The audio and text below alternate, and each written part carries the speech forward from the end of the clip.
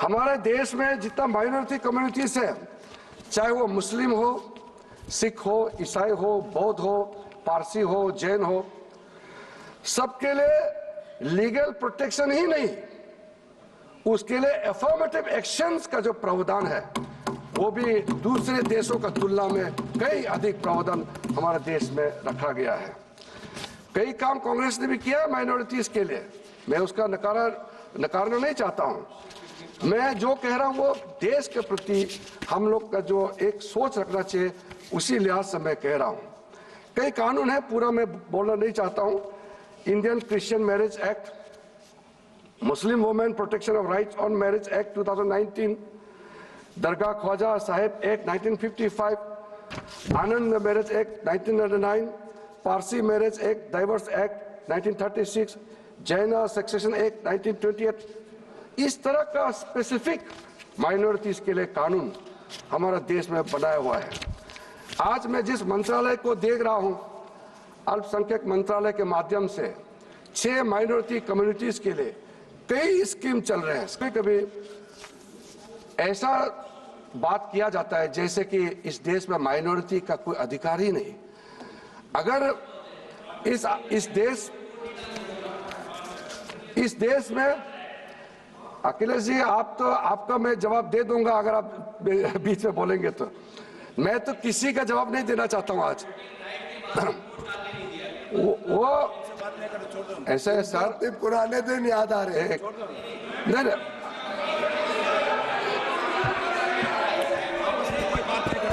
Sir मैं अखिलेश जी को मैं जवाब नहीं देना चाहता हूं, क्योंकि उनको जवाब देंगे तो फिर वो मुश्किल में पड़ जाएंगे।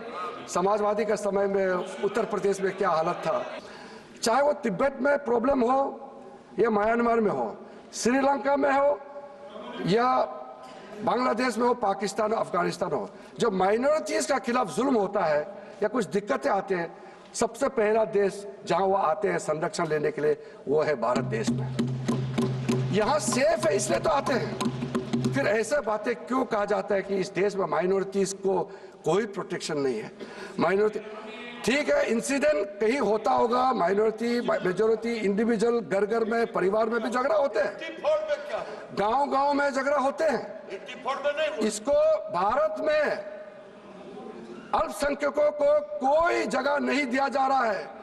आप गुरुद्वारा नहीं जाने दिया जा रहा है, मुसलमानों को दरगाह नहीं जाने दिया जा रहा है।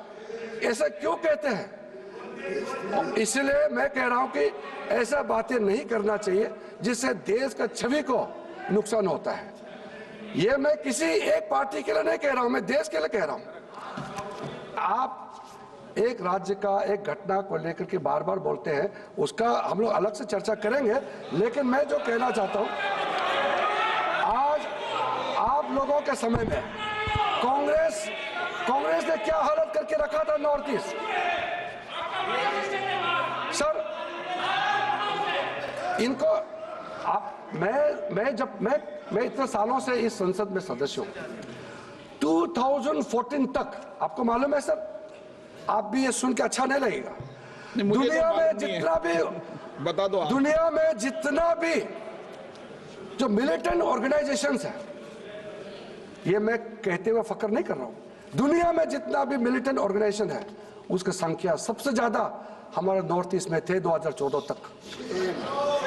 आपने ऐसा बना दिया था नॉर्थ ईस्ट को, एक स्टेट से दूसरा स्टेट जाने में।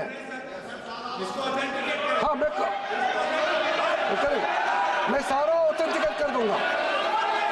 इतना ज्यादा संगठन बना के रखा था इन्होंने नॉर्थ ईस्ट को दिया नहीं दिया। इनके लिए तो नॉर्थ ईस्ट एग्जिस्ट ही नहीं करते हैं। ये कांग्रेस पार्टी आज बात कर रहे हैं, प्रधानमंत्री जितने बार नॉर्थ ईस्ट जाते हैं, उनके प्रधानमंत्री चलिए उनके मंत्री भी नहीं जाते थे नॉर्थ ईस्ट में इनके समय में, और आज यहाँ बैठ करके घरेलू आंसू बहाने का काम करते हैं। आपने अमेंडमेंट किस लिए किया था? 39 कॉन्स्टिट्यूशन अमेंडमेंट क्यों किया? वो इलाहाबाद हाई कोर्ट ने जो इंदिरा गांधी जी के खिलाफ जजमेंट दिया, उसको बदलने के लिए आपने संविधान के साथ आपने 42nd अमेंडमेंट क्यों किया? संविधान को, जो प्रियम्बल को बदलने के लिए आपने 42nd अमेंडमेंट संविधान को किया है। हमने संविधान बदलाव किया, महिलाओं को आरक्षण देने के लिए संविधान का बदलाव किया। हमने संविधान का बदलाव किया है, ओबीसी को कॉन्स्टिट्यूशन दर्जा देने के लिए हमने संविधान का बदलाव किया है। संविधान बदलाव का भी कारण जानना चाहिए। आप बिना कारण कैसे बोलते हो? शाहबानों को कानून बदलाओ। अब शाहबानों को, मुस्लिम महिलाओं को जो अधिकार मिलना चाहिए उसको रोकने के लिए आपने संविधान का बदलाव किया। फर्क है संविधान बदलाव में। सर, आपने राष्ट्रपति शासन कितना बार लगाया आपको मालूम है? इतना ज्यादा लगाया आप भूल गए होंगे। आप टोटल अभी तो 132 बार आर्टिकल 356 का ये हुआ। देखिए सर, मैं सबका बताता हूं। आईएनसी यूपीए ने 90 टाइम्स आर्टिकल 356 का इस्तेमाल किया, और भारतीय जनता पार्टी एनडीए के समय में भी हुआ है, कारण थे 12 बार।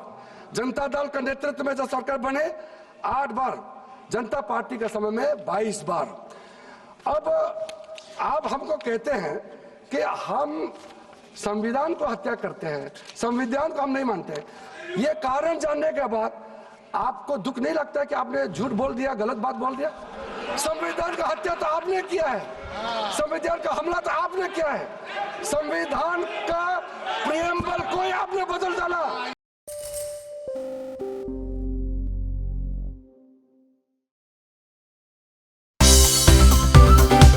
Thanks for tuning in to CNBC TV 18, and for more news and updates, follow us on all the social media platforms.